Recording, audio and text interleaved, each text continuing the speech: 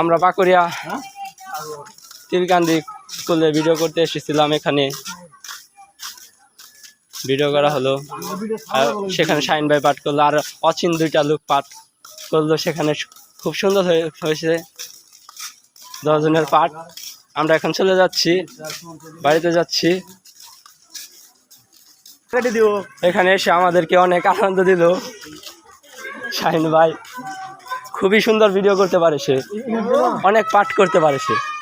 আমরা তাকে নিয়ে ভিডিও করবো আরো। কাউসার কা কিছু বলবে?